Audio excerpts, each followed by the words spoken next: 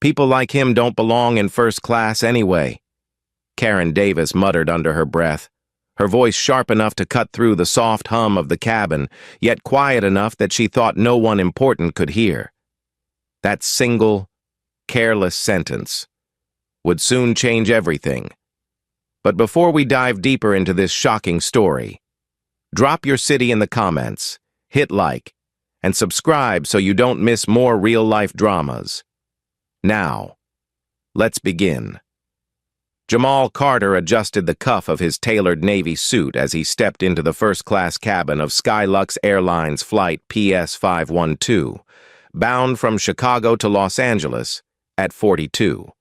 Jamal was the picture of quiet power, CEO of Carter Tech, a silent co-owner of Skylux itself, and one of the youngest black entrepreneurs to make Forbes's Top 100 Innovators list, but as he crossed the plush carpet toward his seat. 2A. He felt something familiar in the air, the subtle shift in tone, the quiet judgment in certain eyes. Karen Davis, the lead flight attendant on this route, greeted passengers ahead of him with flawless smiles and warm charm. "Mr. Langley, welcome aboard. Your Macallan 25 is chilling as requested." She beamed at the retired businessman standing just ahead. But when Jamal approached, her expression cooled like glass dipped in ice water. "Boarding pass," she said flatly, without eye contact.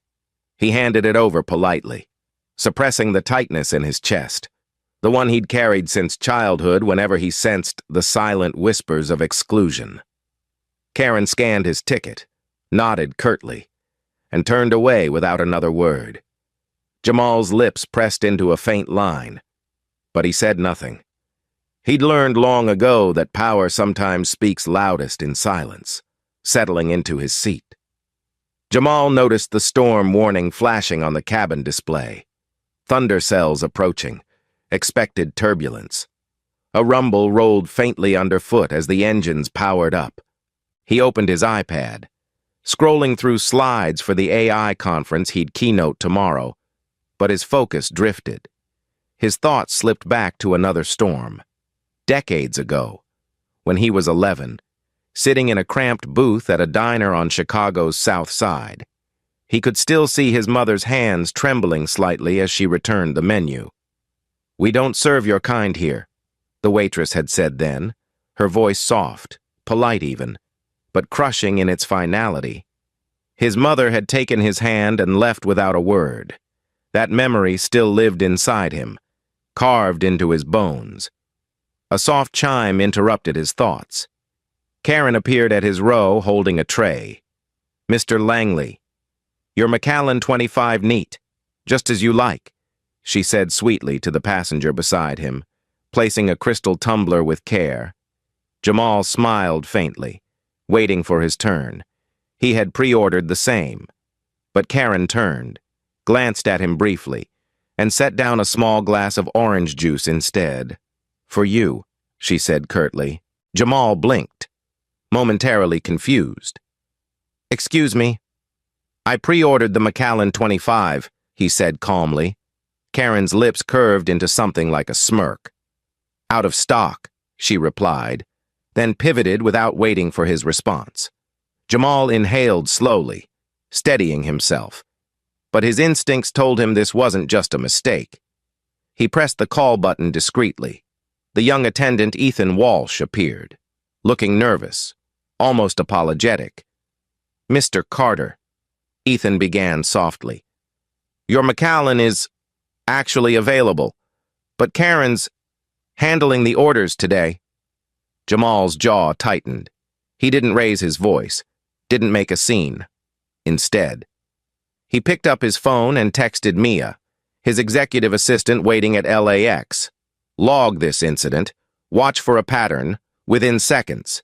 Mia responded, "On it. FYI. 28 minority complaints in 18 months on Skylux First Class. 9 involving Karen Davis." Jamal exhaled sharply through his nose, his suspicion confirmed. The seatbelt sign pinged on as the captain's voice filled the cabin. "Ladies and gentlemen, We're expecting moderate turbulence after takeoff due to storm activity, so please remain seated. Jamal leaned back, deciding to observe rather than act. But his resolve cracked minutes later.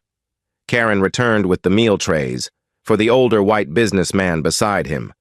Wagyu steak perfectly seared, truffle mashed potatoes, and sautéed asparagus, plated like art, for the young couple across the aisle, lobster ravioli and saffron cream, and for Jamal, a turkey sandwich wrapped in plastic, green mold blooming along the crust. The smell hit him before the sight did. He stared at it, stunned. "Is there a mistake?" he asked softly, his tone even. Karen tilted her head and smiled faintly, a smile that didn't reach her eyes. "That's what we have left," she said smoothly, as she leaned toward Ethan. Jamal heard her whisper, low, mocking, meant for no one but him. He doesn't belong in first class anyway. The words struck deeper than she knew, but Jamal didn't flinch. Not anymore. He reached under his armrest, tapping the concealed activation switch, unknown to the crew. Jamal had overseen the installation of a discreet cabin surveillance system just 4 months ago as part of a Skylux pilot program, designed to record customer experience issues without disrupting privacy. A soft vibration confirmed it was live, documenting every moment from this point forward. He made a mental note. "I won't just remember this, I'll prove it." Robert Langley, the retired businessman beside him, glanced at the sandwich, then back at his own plate, guilt flickering across his face. But he said nothing. Old habits die hard. Jamal's phone buzzed again. Mia. Confirmed. HR logged 9 similar incidents from Karen, dismissed as passenger misunderstandings. He placed the phone face down on the tray table, his heartbeat steadying. Karen returned minutes later with a tray of piping hot coffee for the other passengers. When she reached Jamal's row, her elbow slipped, sending scalding drops onto the sleeve of his suit. She gasped theatrically. "Oh, I'm so sorry. Sir."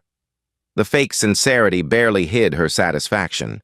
Jamal met her gaze, his voice controlled, his tone like steel. "I'll handle it," he said softly, brushing the droplets away. Inside. Though, something shifted. He remembered being 15, shoved against a locker at school, called names he'd never repeat. He'd frozen then. He wouldn't freeze now, without drawing attention. He sent one more message to Mia. "Document this, too, and prepare the boardroom." Because Jamal Carter wasn't just a passenger tonight. He was a silent co-owner of this entire airline. And Karen Davis had no idea. Unbelievable. He actually thinks he belongs here. Karen Davis's whisper was sharp as a knife, slicing through the low hum of the engines as she leaned toward Ethan Walsh near the galley curtain. She thought she was safe, hidden, unheard, but the microphone embedded discreetly in the cabin ceiling captured every syllable. And Jamal Carter, seated just 3 rows away, heard enough to know this wasn't a simple misunderstanding. He sat still, perfectly composed, his fingers resting lightly on the armrest as the cabin surveillance system silently recorded every word, every gesture, every calculated act of disrespect. The luxury of Skylux First Class was designed to make passengers feel valued. Polished mahogany accents, buttery leather seats, curated 5-star meals. But for Jamal, this carefully constructed image cracked like fragile glass with every passing second.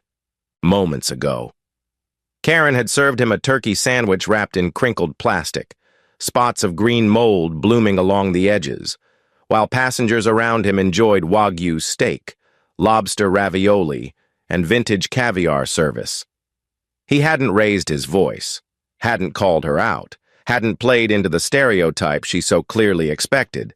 Instead, he took a slow sip of water and sent a short, precise text to Mia Torres, his executive assistant waiting at LAX, Escalate, HR logs, discrimination files, Karen Davis profile. The reply came less than a minute later. Got it. Found 9 active complaints against Karen in 18 months. 7 dismissed as passenger misunderstandings, compiling reports now. Jamal leaned back slightly, his expression unreadable, but inside, the weight of old wounds pressed hard against the man he had become. Childhood memories, like ghosts, stirred in the corners of his mind, his mother's trembling hand pulling him out of that diner. The taste of shame at 14 when a teacher implied scholarships weren't meant for people like you. The bruised silence of belonging nowhere and everywhere all at once. But Jamal Carter wasn't a child anymore. He was one of the youngest black CEOs on the Forbes list, the founder of Carter Tech, and a silent co-owner of Skylux Airlines itself. Karen Davis, though, didn't know that. And for now, he wanted to keep it that way. The real power, he'd learned long ago, was patience, across the aisle. Robert Langley shifted in his seat, cutting a sideways glance at Jamal's untouched sandwich. Robert, a retired Navy commander and frequent first-class traveler, prided himself on his principles, but old instincts kept his mouth closed. He wanted to believe Karen's treatment was just a mistake, yet deep down, he knew better. For now. He sat frozen, grappling with the uncomfortable weight of his silence. Ethan Walsh, on the other hand, wasn't as steady. The young flight attendant, no more than 25, hovered near the galley, visibly conflicted. He admired Jamal, recognized him from a Forbes profile about Carter Tech's $7.2 billion valuation, and hated being complicit. When Karen passed by with another tray, Ethan leaned close and whispered, "Mr. Carter, I'm sorry about the meal. It's not right." Jamal's gaze softened briefly, but his voice was calm, firm, deliberate. "Do your job." "Ethan," he said quietly, "do it well. The rest will take care of itself." Ethan nodded, swallowing hard, retreating into the shadows of the galley, guilt gnawing at him with every step. Karen returned minutes later, her perfectly styled blonde bun immovable, her smile polished but hollow. She carried 2 cappuccinos and a pot of fresh French-pressed coffee, but when she reached Jamal's row, the inevitable accident came. A sharp jolt of turbulence rocked the cabin as the storm outside clawed at the aircraft, and Karen stumbled just enough for the steaming coffee to spill directly onto the cuff of Jamal's navy suit. The heat bit into his skin, but he didn't flinch. "Oh my gosh, I am so sorry."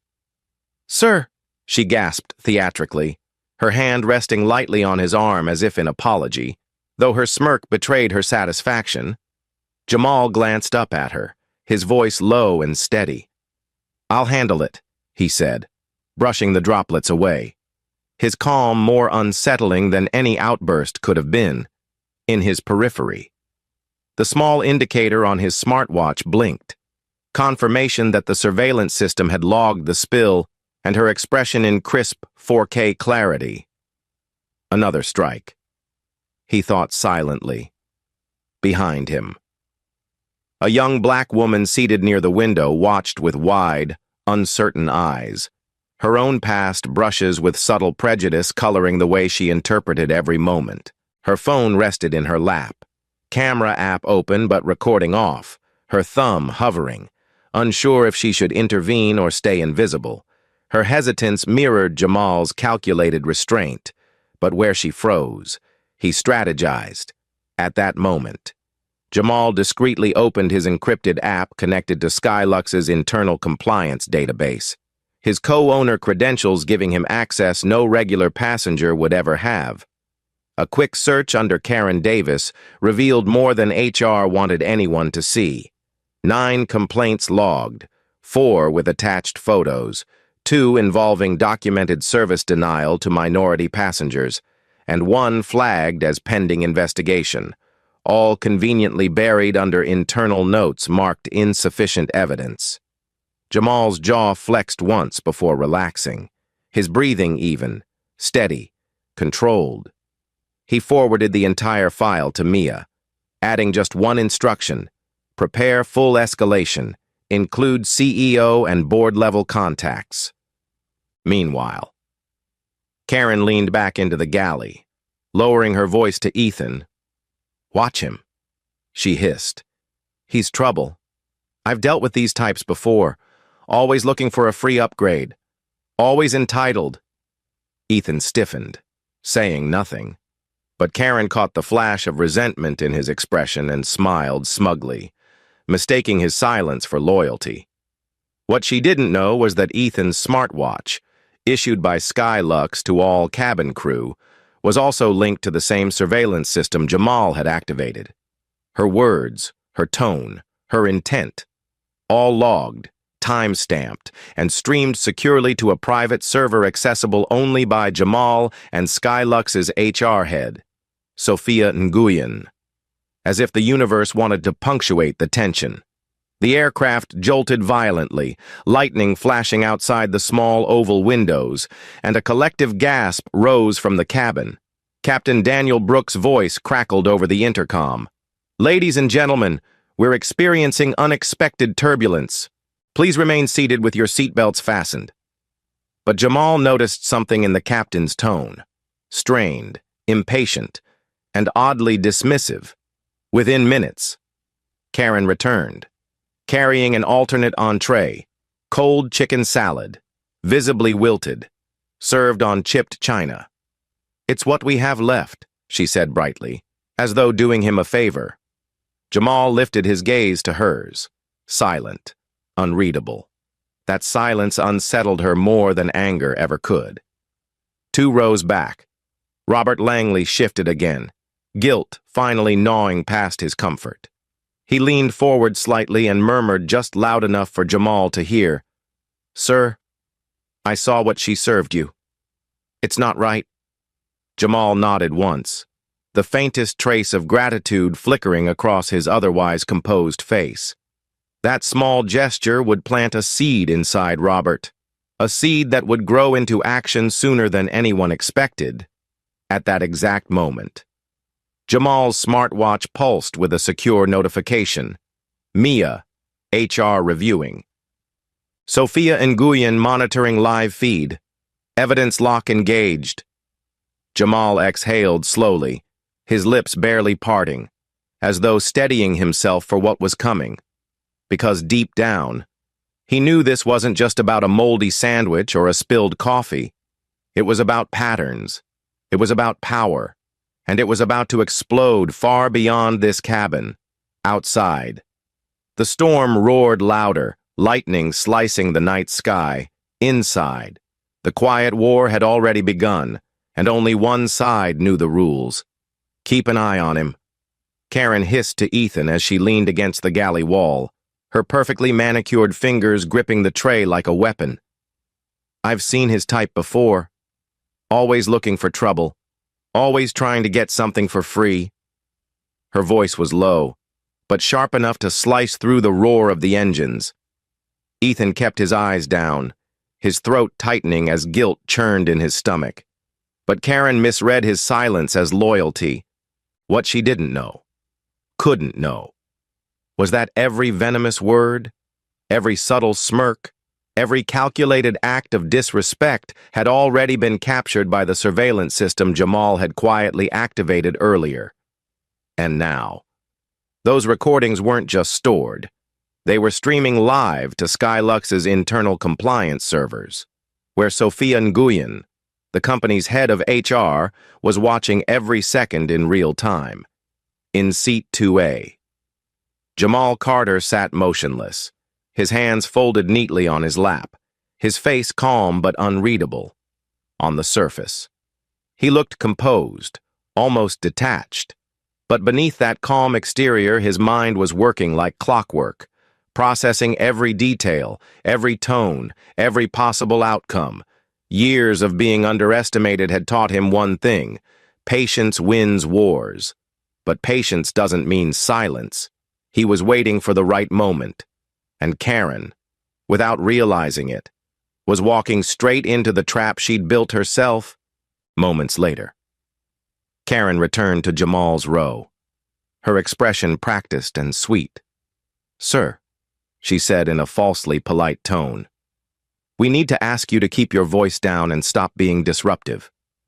Jamal blinked slowly, his brow furrowing slightly as he looked up at her. "I haven't said a word," he replied softly, his tone even, deliberate. She smiled tightly, ignoring his response, and turned just enough for nearby passengers to hear her next line. "I understand this can be stressful for some people, but we have to maintain order in first class." It was an accusation without evidence, designed to plant seeds of doubt in the minds of those around them. A murmur rippled through the cabin, subtle but unmistakable. Robert Langley, seated beside Jamal, frowned and shook his head slightly, uncomfortable but still silent. 2 rows back, a young businesswoman glanced up from her laptop, watching with growing unease. Jamal leaned forward slightly, resting his forearms on his knees, and spoke low enough for only Karen to hear. "Everything you're doing," he said evenly, "is being recorded. Every word, every action." For the first time that night, Karen's confident smile faltered, just for a second, almost imperceptibly, before she recovered. "Oh, I'm not worried," she said lightly, forcing a laugh. "You can record all you want." But her knuckles whitened around the edge of her tray, sensing tension rising. Ethan stepped forward hesitantly, whispering to Karen, "Maybe we should just let it go. He hasn't done anything wrong." Karen shot him a glare so sharp it could cut glass. Not another word. "Ethan," she snapped under her breath, "you're either with me or you're against me." Ethan froze, nodding silently, though his conscience burned like fire. At that moment, the intercom chimed overhead, and the deep, commanding voice of Captain Daniel Brooks filled the cabin. "Ladies and gentlemen," he said firmly, "I've been informed of a situation in first class. I expect everyone to remain calm and follow crew instructions." Jamal's gaze lifted slowly toward the ceiling speaker, his jaw tightening just slightly. He hadn't raised his voice, hadn't created a disturbance, hadn't done anything beyond quietly requesting the service he'd paid for. Yet here was the captain, already framing him as a potential problem, and Jamal knew exactly why. He'd seen this pattern before. He could almost hear his late father's voice in his head, words spoken decades ago on a rainy Chicago night. "They'll call you angry even when you whisper. They'll call you dangerous even when you're still. But you decide who you are." Jamal exhaled slowly, forcing the tension from his shoulders, refusing to give Karen or Brooks the reaction they wanted. Instead, he reached for his phone, opening a secure line to Mia. "Sophia's watching the feed." He whispered softly, "If Brooks escalates, get legal on standby." Seconds later, Mia replied, "Confirmed. Sophia already looping in Skylux board chair James Patel. Evidence secure." Meanwhile, Karen crossed her arms, positioning herself in the aisle where nearby passengers could see her, carefully crafting the optics of the moment. "Sir," she said louder this time, her tone dripping with feigned authority, "we've had multiple complaints about your behavior tonight. If it continues, we'll have no choice but to involve the captain directly." Several passengers turned their heads, whispers spreading like wildfire. Robert Langley finally spoke up, his deep voice steady but firm. "That's not true," he said loudly enough for half the cabin to hear. "I've been sitting right next to this man the whole time. He hasn't raised his voice, hasn't caused a problem. You're the one escalating this." Karen's cheeks flushed crimson beneath her polished makeup, but she forced a brittle smile and replied, "Sir, please remain seated. We'll handle this." But Robert wasn't finished. He turned slightly in his seat, addressing the passengers around him. "I've served 30 years in the Navy," he said calmly, his voice carrying weight. "I know what fairness looks like, and this isn't it." A hush fell briefly over the nearby rows, and for the first time, Karen felt the fragile balance of control slipping from her grasp. Flustered, she ducked into the galley and tapped her comm button to reach the cockpit. "Captain," she whispered, her voice tight. "We've got a disruptive passenger in 2A. I recommend we divert if this continues." There was a pause on the line before Captain Brooks replied. "Understood. Keep me updated." Jamal overheard the faint exchange from his seat and clenched his fists briefly beneath the table. His breathing slow, steady, controlled. He knew exactly what Karen was trying to do. Build a false narrative, brick by brick, to frame him as a threat. But what she didn't realize was that every brick she laid was being dismantled, piece by piece, by the very system Jamal had put in place months ago. Suddenly, Ethan returned to Jamal's row, crouching slightly to keep his voice low. "Sir," he whispered urgently, glancing nervously over his shoulder. "Karen's trying to override the surveillance feed. She's accessing the cabin terminal now." Jamal's eyes narrowed slightly, his voice almost a whisper. "And?" Ethan swallowed hard. "She doesn't have the clearance. The system just flagged her. Sophia's been alerted automatically, for the first time all night." Jamal allowed himself the faintest hint of a smile. "Good," he murmured softly. "Let her try." Minutes later, Karen stormed back into the cabin, trying to mask her frustration beneath forced composure. But Jamal noticed the twitch at the corner of her jaw, the slight tremor in her hands as she gripped her tray. She was starting to realize she was losing control, and that terrified her. Then came the turning point. A nearby passenger, a young man in his 20s, quietly raised his phone and began recording, within seconds. Others followed, subtle at first, then openly, their cameras catching the tension simmering beneath the glossy veneer of first-class luxury. Karen noticed and froze, caught between doubling down and backing off. In the cockpit, Captain Brooks received Karen's latest incident report and made a decision that would change the course of the entire flight. He tapped the comm and announced over the intercom, "Ladies and gentlemen, due to an escalating passenger situation, we are preparing to divert to Phoenix for security purposes."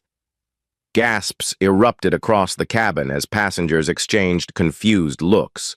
Jamal sat perfectly still, his expression calm, but inside his resolve hardened like steel.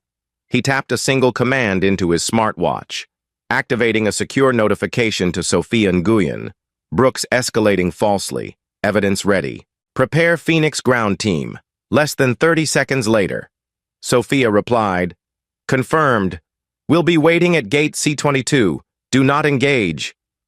The storm outside rattled the fuselage as turbulence rocked the cabin. But the real storm was brewing inside, unseen by most. Karen thought she was orchestrating control, but Jamal knew better. This wasn't her stage anymore. It was his. And the curtain was about to rise on the next act, one she would never forget. The intercom crackled above, and Captain Daniel Brooks's voice rolled through the cabin like distant thunder.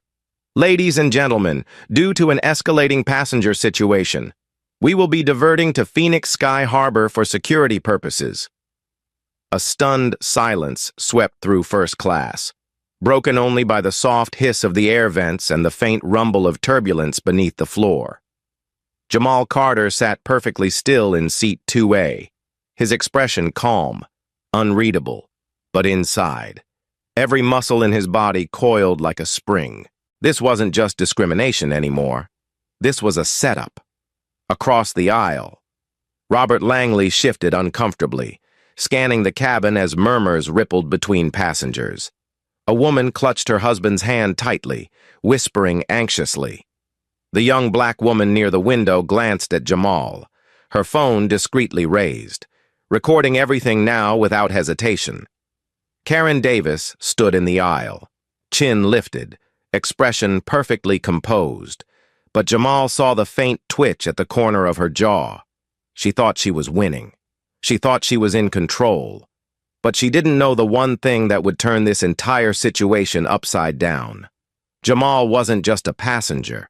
He was part owner of the airline she worked for, and right now, every word she spoke, every step she took, was being streamed live to Skylux's internal compliance servers, where Sophia Nguyen and the board's legal team were watching in real time.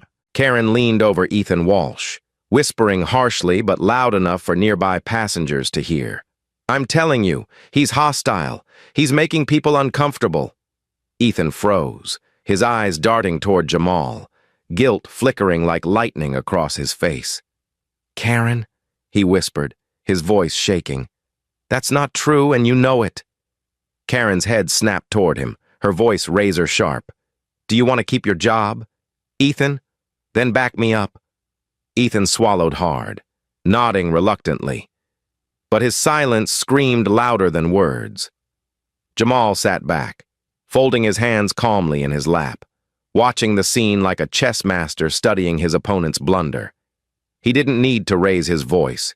He didn't need to argue, because while Karen believed she was writing the narrative, Jamal had already rewritten the ending.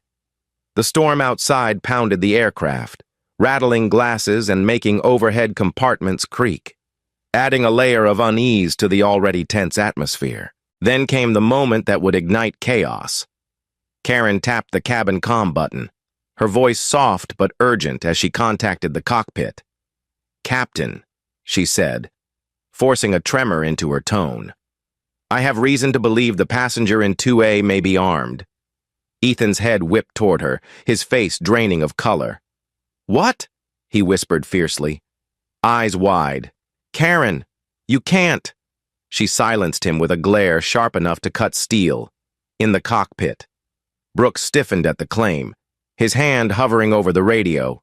He didn't ask for proof. He didn't cross-check the manifest. He simply assumed, and within seconds.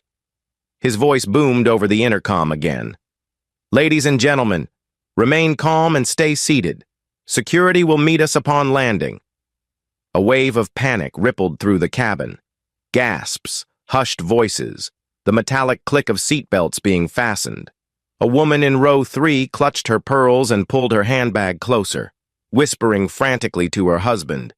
Another passenger hurriedly shoved his laptop into his carry-on as though preparing for impact. Robert Langley rose halfway from his seat before Karen barked. "Sir, sit down immediately." His deep voice carried across the cabin. Calm but firm. "Enough," he said, his hand steady on the seat back. "I've sat here the entire flight. This man hasn't raised his voice once, hasn't moved aggressively, hasn't done a thing wrong. You're lying, and you know it." Karen turned sharply, her composure cracking as color rose in her cheeks. "Sir, please, stay out of this," she snapped. But her voice wavered, betraying the control she thought she had. Several passengers began murmuring their agreement with Robert, their confidence bolstered by his steady tone. Across the cabin, cameras began recording openly now, red lights blinking like fireflies in the dim first-class cabin. Jamal remained silent, his breathing even, his hands folded neatly in his lap. But inside, his mind moved quickly, calculating every angle, every move, every consequence. With one discreet tap on his smartwatch, he sent a secure command. "Sophia, priority escalation, threat allegation logged, prepare ground team, FAA notified," less than 30 seconds later. A vibration pulsed against his wrist. "Confirmed, legal and compliance on site at gate C22. Do not engage, stay seated, for the first time since boarding." Jamal leaned back slightly, a quiet calm settling over him. He wasn't just reacting anymore. He was controlling the narrative. Meanwhile, Karen returned to the galley, her breathing shallow, fingers trembling as she scrolled through the cabin control tablet. She tried accessing the surveillance system again, desperately searching for a way to delete the last 20 minutes of recordings, but each attempt was blocked, flashing red with a security override notice. Access denied. The tablet repeated. Administrative clearance required. "What the hell?" she muttered under her breath, her panic rising. Ethan stood nearby, watching her with quiet dread. "Karen," he said softly, his voice breaking, "this isn't going to end the way you think it will." She spun toward him, her voice sharp, defensive. "Stay out of it. Ethan, you're too new to understand how this works." But Ethan wasn't the only one noticing. Passengers whispered quietly, some pulling out their phones to scroll social media feeds where rumors about an armed passenger on Skylux PS512 were already spreading. Hashtags began forming. Hashtag Skylux Scandal, hashtag Flight PS512, hashtag Passenger Rights, climbing fast as early videos from row 3 went live. Back in the cockpit, Brooks contacted Phoenix Ground Control, requesting an emergency security team upon landing. But what he didn't know was that Sofia Nguyen had already called ahead, coordinating directly with Skylux's Phoenix division, FAA representatives, and federal security officers. Every second, Karen believed she was tightening the noose. Sofia was pulling the rope from the other end. Suddenly, a small voice cut through the tension.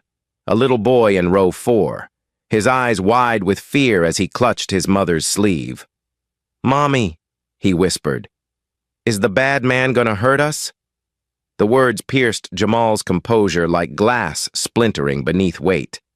He turned his head slowly, meeting the boy's gaze with calm reassurance, offering a gentle smile. "No one's going to hurt you," he said softly, his voice steady, soothing. That simple kindness rippled across the nearby rows, grounding the atmosphere just as panic threatened to take over. Karen saw it too, and it enraged her.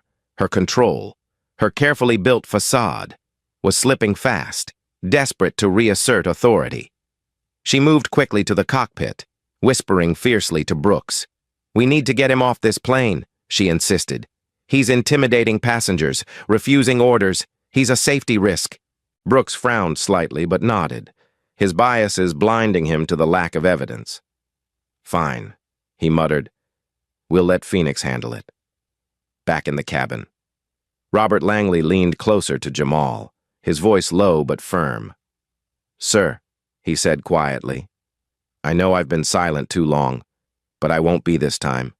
Whatever happens in Phoenix, I'm standing with you." Jamal turned his head, studying the man briefly before nodding once in silent acknowledgement. The bond was unspoken, but it was enough. The aircraft banked sharply as descent began, the lights dimming slightly as they dropped through the storm clouds. The cabin grew tense and hushed, the air thick with unease and expectation. Jamal's smartwatch pulsed again.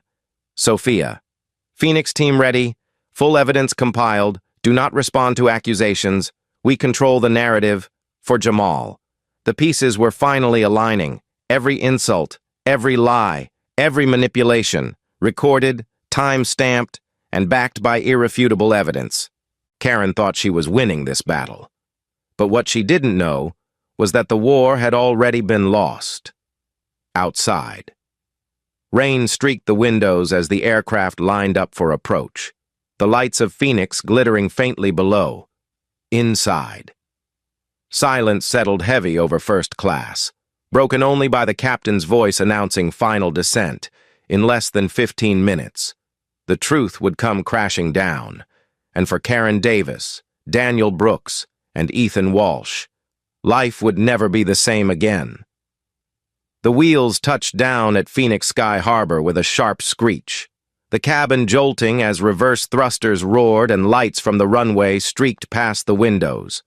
A thick, tense silence settled over first class, broken only by the faint hiss of the air vents and the click of seatbelt buckles unlocking. Jamal Carter sat motionless in seat 2A, his hands folded neatly on his lap, his expression unreadable, but inside his focus sharpened to a razor's edge. He knew this was the moment everything shifted. As the aircraft slowed to a crawl, Karen Davis stood near the galley, her hands clasped tightly behind her back, her smile strained but practiced. She still believed she controlled the narrative. She still believed the security team outside those cabin doors had come for Jamal. But the truth, carefully set into motion hours ago, was about to hit her like a tidal wave. A soft chime sounded as the seatbelt sign switched off, and almost instantly, the cockpit door opened, revealing Captain Daniel Brooks, his face tight with authority, his voice carrying through the cabin. "Ladies and gentlemen," he announced, "please remain seated while airport security boards the aircraft. There's an ongoing investigation into a passenger-related incident, and we appreciate your cooperation." Several passengers exchanged nervous looks, whispers rippling like wind through leaves. Cameras came up again, recording discreetly and openly alike, their tiny red lights blinking as anticipation thickened. Jamal remained still, his breathing slow, controlled. He didn't have to speak yet. The truth was walking toward him. The front cabin door opened with a sharp metallic click, and 4 figures stepped inside. Sophia Nguyen, Skylux's head of HR, her expression composed but cold. 2 FAA compliance officers in navy jackets with gold insignias, and a Phoenix airport security lead in a dark uniform, face set with calm professionalism. Behind them, 2 Skylux board representatives stood quietly observing, including James Patel, the chairman himself.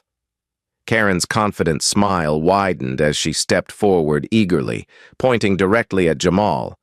"That's him," she said sharply, her voice steady, loud enough for the nearby passengers to hear. "He's been disruptive, aggressive, and refusing instructions the entire flight.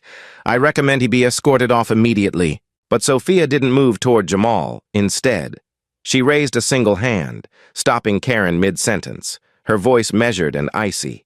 "Karen Davis," she said calmly. "Please step forward." Karen blinked in confusion, hesitating. I'm sorry?" Sophia's tone didn't waver. "You, Ethan Walsh, and Captain Brooks are required to accompany us to the jet bridge for questioning regarding misconduct during this flight."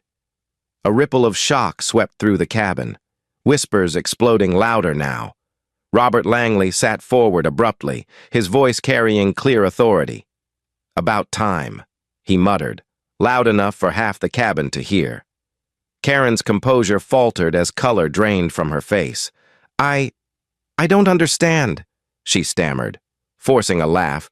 "You've got the wrong person. He's the problem." But Sophia cut her off sharply, her voice like steel. "We've reviewed the full surveillance feed from this cabin," she said, her words deliberate and heavy with finality. "Every interaction, every statement, every whisper. You are on record mocking a passenger based on race, serving him spoiled food, falsifying claims of aggression, and attempting to access secured systems to erase evidence." Karen froze, her mouth opening but no sound emerging. Passengers gasped audibly, several lifting their phones higher, capturing every second. Ethan shifted nervously beside her, guilt etched across his pale face, while Captain Brooks stepped forward defensively, his voice sharp. "Hold on," Brooks interjected. "I made decisions based on my crew's reports. If there was any misunderstanding, Sophia turned her gaze to him, calm but unyielding. "You ordered an unscheduled diversion without verifying claims, filed a false FAA security threat report, and failed to investigate passenger complaints. You will answer for those decisions." Brooks's jaw tightened, his eyes darting briefly to Karen, realizing for the first time how deeply he'd been pulled into her narrative. Karen finally found her voice, her tone rising in desperation.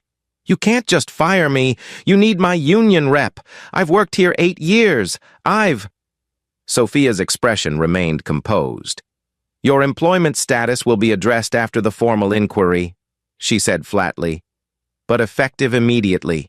You, Ethan Walsh, and Captain Brooks are relieved of duty and removed from this aircraft." Gasps erupted through the cabin, and Ethan's face collapsed as the words hit him like a blow. He opened his mouth to speak, then closed it, his shoulders slumping in silent resignation. Karen, on the other hand, wasn't done. "This is insane!" she snapped, her voice rising sharply. "You're protecting him! You don't even know who he is!" And then it happened. The moment that silenced the cabin completely, Jamal Carter stood slowly, straightening his tailored Navy suit jacket with calm precision. His presence carried a weight that needed no introduction, but his voice, low and steady, cut through the chaos like thunder rolling through a storm. "Actually," he said softly, "they know exactly who I am." Karen turned sharply toward him, her breath catching slightly as their eyes met.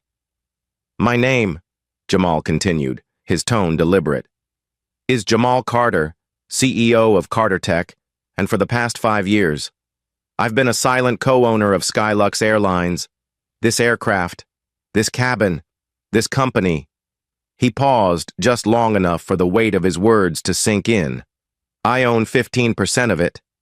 A stunned silence blanketed the cabin, the hum of the engines the only sound for a moment that seemed to stretch forever.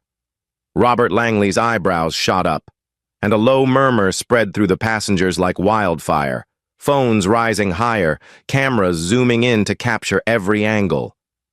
Karen staggered back a step, her face pale, her carefully constructed confidence collapsing in real time. You own?" she whispered, her voice trembling, her mind scrambling to comprehend how badly she'd miscalculated. Jamal's expression remained calm, his voice measured but unyielding. "I've spent my life working to ensure people are treated with dignity and respect," he said softly, but firmly. "What happened on this flight, the insults, the spoiled food, the lies, isn't just unprofessional, it's unacceptable, and it ends today." The passengers erupted into applause, the sound rising like a wave rolling through the cabin. Some cheered quietly, others clapped loudly, their voices murmuring words like "finally" and "justice." Robert Langley stood halfway, clapping once before sitting again, his jaw set in quiet solidarity. Karen's breath came in shallow bursts now, her entire body trembling as Sophia gestured toward the jet bridge. "Ms. Davis," Sophia said firmly, "you will come with us for a moment." Karen hesitated, her gaze darting from Jamal to the recording passengers to the FAA officers standing by. Finally, with her head bowed, she turned and walked slowly down the aisle, followed by Ethan and Brooks, their once commanding presence stripped to silence. As the cabin door closed behind them, Sophia turned back to Jamal, her expression softening for the first time. "Mr. Carter," she said quietly, "on behalf of Skylux Airlines, I apologize for what you've experienced tonight." Jamal shook his head lightly, his voice calm but firm. "Don't apologize to me," he said softly. "Apologize to every passenger on this plane who had to witness it." Sophia nodded once, deeply, before addressing the cabin. "Ladies and gentlemen, effective immediately, the crew responsible for tonight's incident has been relieved of duty. A new crew is on standby to continue your journey, and Skylux will be compensating all passengers with full refunds, 7 years of elite status, and a $12,500 inconvenience credit." Gasps of disbelief filled the cabin, quickly followed by cheers and grateful murmurs. Jamal remained seated, silent again, his composure intact, but inside, his mind was already moving beyond this flight, beyond Karen, beyond Brooks. This was bigger now. This wasn't just about him. It was about change. As Sophia exited the cabin to oversee the offloading, Robert Langley leaned closer, his voice low but filled with conviction.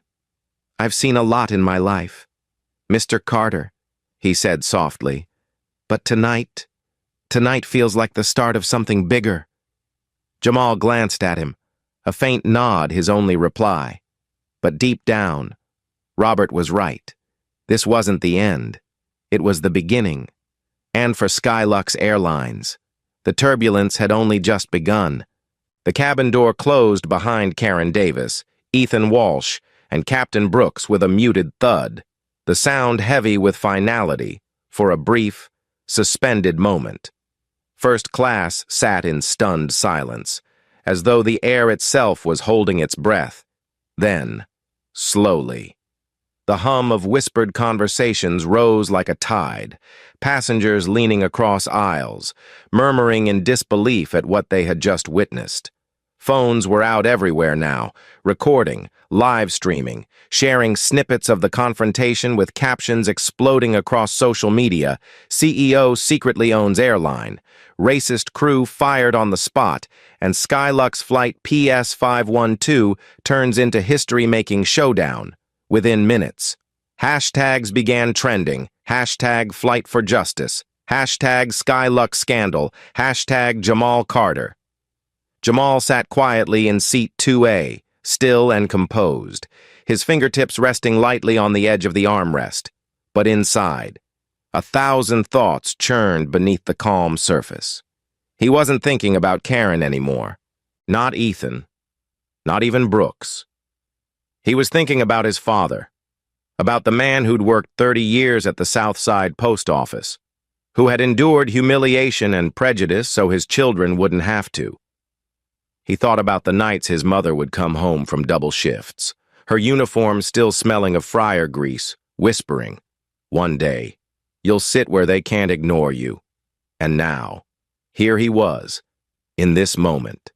He felt the weight of their sacrifices pressing against his chest, steadying him as he prepared to speak. The intercom chimed softly as Sophia Nguyen stepped back into the cabin, standing just beside Jamal's row, her voice clear but respectful. "Mr. Carter," she said gently, "the passengers are unsettled, and many have questions. Would you like to address them?" Jamal looked up at her, nodded once, and rose to his feet, adjusting the cuff of his suit jacket with deliberate calm. The cabin fell silent almost instantly, every eye turning toward him, every phone camera rising like a constellation of tiny red lights. His voice, when he finally spoke, was steady, deep, carrying the quiet authority of a man who didn't need to shout to be heard. "First," he began softly, "to everyone on this flight, I want to thank you for your patience, for your calm, and for standing with the truth." He paused, letting the weight of his words settle. "What you witnessed tonight should never happen to anyone, anywhere, in any cabin, and I promise you, it won't happen here again." A soft murmur of agreement rippled through the rows, passengers leaning forward, listening intently. Jamal continued, his tone warm but resolute. "You've seen enough already, but I need you to know this. Skylux Airlines isn't just any airline to me. For 5 years, I've been a silent co-owner. I invested because I believed this company could set a new standard for dignity, respect, and fairness. Tonight, that standard failed. And for that, I take responsibility." Gasps echoed faintly across the cabin as several passengers exchanged looks, surprised that someone of his stature would admit fault when he wasn't personally to blame. A woman in row 4 dabbed at her eyes with a tissue, whispering softly to her husband. He didn't have to say that. Jamal scanned the cabin slowly, meeting the eyes of passengers one by one, his voice lowering slightly, making the moment intimate despite the crowded space.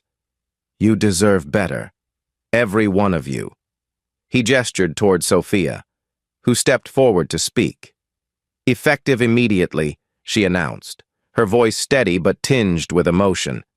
"Skylux will issue full refunds to every passenger on this flight, grant 7 years of elite status, and provide a $2,500 credit toward future travel." Gasps erupted louder this time, followed by scattered applause that quickly built into a wave of cheers and gratitude. The businessman seated in 3C raised his glass of sparkling water in silent acknowledgement, while the young couple near the window clasped hands, shaking their heads in disbelief. For some, it wasn't just about the money. It was about being seen, being valued, being respected. The atmosphere in first class shifted palpably, from tension and unease to relief and solidarity. But Jamal wasn't finished. Compensation is one thing, he said, his tone deepening slightly. But change is another, and change is what matters. He turned slightly, speaking now not just to the passengers, but to the cameras he knew were already streaming to millions online. This isn't just about me, he said slowly. It's about the 92 complaints before mine, the ones dismissed, the voices ignored, the stories erased. That ends now, starting tonight. Skylux will review every unresolved case. Every voice will be heard. And starting next month, we're launching the Dignity Protocol, mandatory anti-discrimination training, real-time surveillance auditing, and a passenger advocacy hotline staffed 24/7. Sophia nodded behind him, confirming with a quiet, firm yes. As she made a note on her tablet to push the announcement to press channels within the hour, then something unexpected happened. A young black woman from row 5 stood slowly, clutching her phone in one hand, her voice trembling slightly. "Mr. Carter," she said softly, "I want to thank you. I've been through something like this before, and I stayed quiet. But tonight," she glanced at the other passengers, then back to him. "Tonight, I don't feel invisible." A hush swept across the cabin as Jamal met her gaze, his expression softening. "You've never been invisible," he said gently. "None of you have. Sometimes the world just needs reminding." Across the aisle, Robert Langley cleared his throat, standing halfway, his voice deep and steady. "Mr.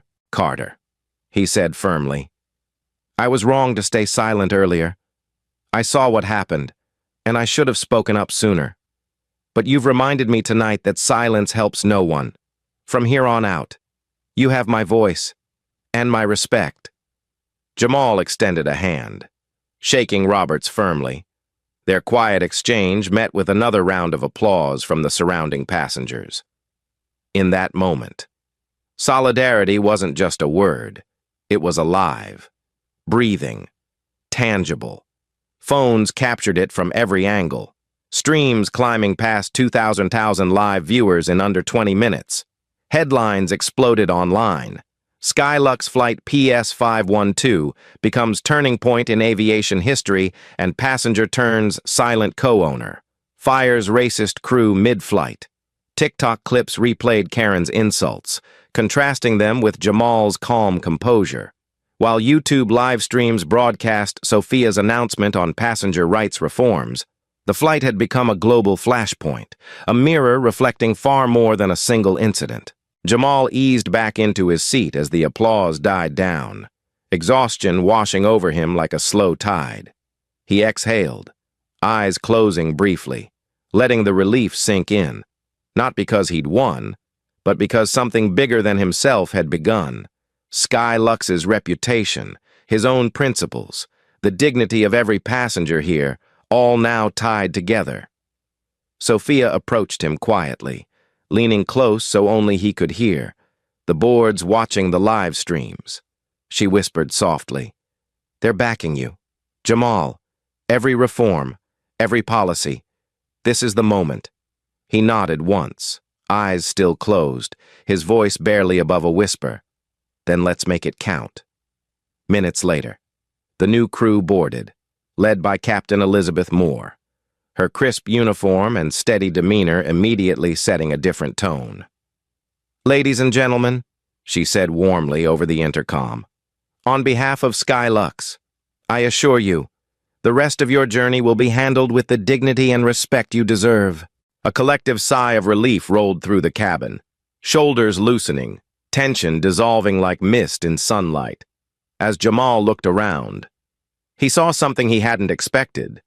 Passengers talking to each other, laughing softly, sharing stories, connecting through shared experience. Strangers moments ago, allies now, and for the first time all evening. Jamal allowed himself a small, genuine smile. He glanced at his smartwatch as another secure notification appeared. Passenger videos trending #1 worldwide. Flight PS512 now at 3.4 M live viewers. Statement requested. He took a slow breath, knowing this was no longer just about one flight, one crew, one man. This was bigger. The cameras, the headlines, the policies. This was the beginning of a systemic shift, and Jamal Carter had just become its catalyst. 9 months later, the world still remembered Skyluxx Flight PS512. What began as a humiliating act of discrimination at 35,000 feet had ignited one of the most significant policy overhauls in modern aviation history. The video footage, Karen's whispered slurs, the moldy sandwich, Jamal Carter's quiet composure, had been viewed over 118 million times across platforms, earning the viral name The Flight for Justice overnight. Skyluxx had faced relentless public scrutiny, congressional inquiries, FAA investigations, and lawsuits from advocacy groups demanding systemic reform. Yet instead of crumbling, the company rebuilt itself. From the inside out, under Jamal's leadership, Skyluxx launched the Dignity Protocol, a sweeping set of passenger rights protections requiring mandatory anti-bias training for all crew members, real-time surveillance audits on every flight, and an independent passenger advocacy council to investigate complaints without corporate interference. FAA adopted elements of the program nationwide, making PS512 a federal case study in equity and accountability. And the results were undeniable. In less than 9 months, discrimination complaints dropped by 72%, customer satisfaction soared to record highs, and Skyluxx's revenue jumped 22%, setting a new industry standard.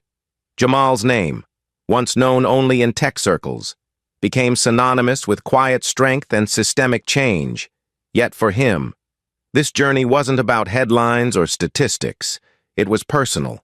Sitting in his glass-walled Carter Tech office overlooking downtown Chicago, Jamal glanced at a framed photo on his desk, his mother in her diner uniform, smiling despite the exhaustion etched in her eyes. That old memory of her being refused service decades ago had haunted him for years, shaping the man he became now. Every reform, every policy, every protection put in place was for her, and for everyone who'd ever been made to feel invisible. But some scars healed slower than others. That afternoon, Skyluxx hosted a private ceremony at its Los Angeles headquarters, honoring the PS512 Passenger Advocacy Initiative and unveiling a plaque dedicated to the passengers who stood up for truth on that turbulent night. Among the invitees was Robert Langley, the retired Navy commander whose decision to speak up mid-flight had shifted the power dynamic forever. He clasped Jamal's hand firmly, his voice low and steady. "You turned turbulence into transformation. Son," he said warmly, proud to have been there. Jamal smiled faintly, nodding in gratitude. But just as the ceremony wrapped up, Sophia Nguyen approached him cautiously, her expression unreadable. "Jamal," she said quietly, "someone's here to see you." He turned, and for a moment, the noise of the room faded into silence. Standing by the entrance was Karen Davis. Time had changed her. The polished arrogance was gone. She wore no makeup, her blonde hair tied simply at the back, her posture humbled, shoulders slightly slouched. In her hands, she clutched a small envelope. Sophia hesitated before whispering, "She requested this meeting weeks ago. Said she wants to apologize."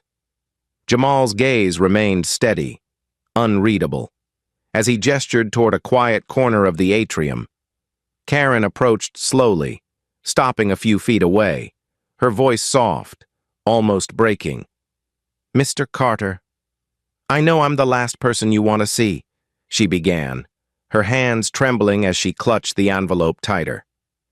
"I've replayed that night in my head 1,000 times, and every time I hate the person I was on that plane." She drew a shaky breath, glancing briefly at the floor before meeting his eyes again. I grew up believing things I never questioned, until that night forced me to. I was wrong. About you. About so many people. And I'm sorry. Her voice cracked on the last word, and for a moment, silence hung between them. Jamal studied her carefully, his expression calm but measured. Do you know why I didn't lash out that night? Karen? He asked softly, his tone neither sharp nor forgiving, simply honest. She shook her head slowly, tears welling in her eyes. Because anger changes moments, he continued quietly. But patience changes systems. I wasn't fighting you. I was fighting something bigger, and I had to win. Karen's breath caught, a single tear slipping down her cheek as she nodded, absorbing the weight of his words. She extended the envelope toward him, her voice barely above a whisper. It's a letter, she said softly. Not for now. For whenever you're ready. Jamal accepted it silently, slipping it into his jacket pocket without opening it. Then, after a pause, he said gently, I can't erase what happened, but you can decide who you are moving forward. Karen nodded, her shoulders shaking slightly, before turning to leave. For the first time since PS 512, she walked away not as an antagonist, but as someone beginning her own journey of reckoning, as she disappeared into the crowd. Sophia approached Jamal quietly, placing a hand on his arm. You didn't have to meet her, she said softly. Jamal glanced out the tall glass windows at the Los Angeles skyline, his voice steady. I did, he replied simply, because change isn't real if we only demand it from others. Outside, cameras flashed as reporters gathered near the street, eager for a statement. But Jamal didn't walk toward them. He didn't need to. The story had already been written, in policies, in progress, in people's lives transformed by what happened that night. As he walked toward the exit, Robert Langley caught up beside him, clapping a hand on his shoulder. So, Robert said, his tone warm, teasing. Think you'll ever take another Skylux flight after all this? Jamal smiled faintly for the first time that day, his voice low but resolute. Yes, he said simply, because now, it's safe, for everyone. And with that, he stepped into the sunlight, knowing the turbulence of PS 512 would never define him, but the change born from it always would. Thank you for watching this emotional story. If you enjoyed it, please like, subscribe, and turn on the notification bell so you won't miss the next video. Your support means the world to us.